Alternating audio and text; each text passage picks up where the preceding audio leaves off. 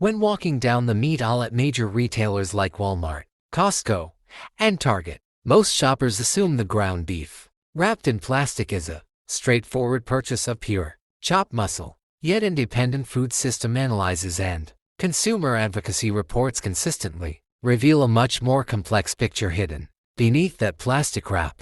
Before diving into how different nationwide retailers stack up, let us check in with our community to see who is tuning in from across the country today. So where are you watching from in the United States? And feel free to comment your home state below in the chat. Alongside knowing your location, it helps to understand our broader audience demographic. So perhaps you can also drop a quick note about how old you are down in the comments while we break down what is actually happening in the meat case. Federal oversight of meat products falls primarily under the United States Department of Agriculture, where the Food Safety and Inspection Service sets rigorous standards for sanitation, labeling definitions, and inspection protocols before any package can be sold to the public. While the USDA defines exact lean-to-fat ratios like 80-20 or 90-10, these federal standards focus heavily on safety and basic compositional labeling rather than policing every single commercial blending practice or sourcing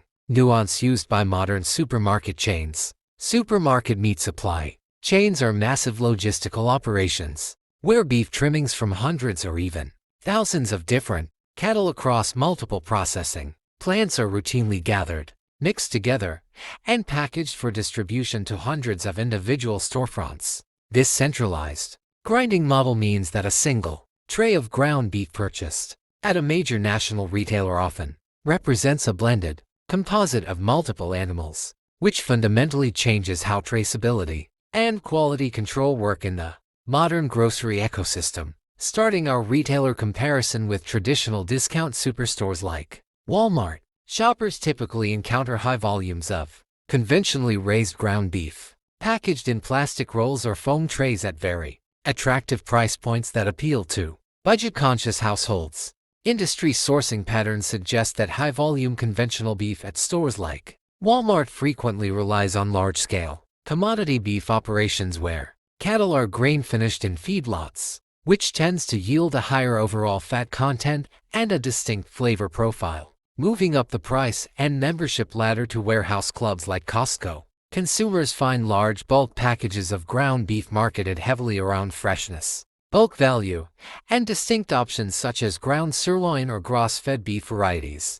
Independent evaluations of warehouse club offerings often highlight that bulk packages tend to feature slightly more consistent lean percentages, though the meat still undergoes the same industrial grinding and blending procedures common to large-scale meat processing facilities. At big-box general retailers like Target, the meat section often balances conventional choices with a growing selection of organic, grass-fed, or antibiotic-free labels designed to attract shoppers who are willing to pay a premium for perceived improvements in animal welfare and environmental standards. However, navigating these PREMIUM labels requires careful attention because terms like natural or sustainably sourced are subject to specific regulatory definitions under federal marketing guidelines enforced by the Federal Trade Commission and the USDA. Under federal rules, organic labeling requires strict adherence to agricultural practices where cattle must be fed certified organic feed and raised without synthetic hormones or antibiotics. Yet these standards do not automatically guarantee a completely different texture or culinary performance in the pan. Beyond the major national chains, regional grocery stores and local butcher shops often utilize decentralized grinding models where whole muscle cuts are ground on site daily, offering a level of traceability that mass-produced supermarket shops simply cannot replicate. When independent food laboratories examine random samples of commercial ground beef from various retail tiers, they frequently look for indicators of microbial load, water retention additives, and exact fat distribution relative to what is stated on the nutrition label. Although most tested samples comply with basic safety thresholds, laboratory comparisons often show noticeable variations in moisture loss during cooking,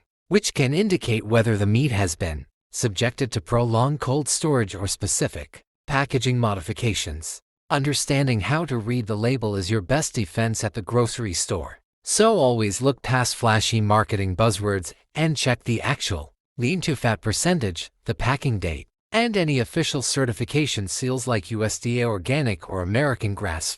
Choosing a transparently sourced product does not mean conventional beef is inherently bad or unsafe, but rather that being an informed shopper allows you to align your grocery budget with the specific farming and processing methods you prefer to support. Before you head out to do your weekly grocery run, let us know which specific retail brand or type of ground beef is currently sitting in your refrigerator or pantry right now by dropping a comment below. If you found this breakdown of supermarket ground beef helpful and want to see more investigations into everyday pantry staples, please give this video a like and share it with a fellow shopper who loves cooking at home.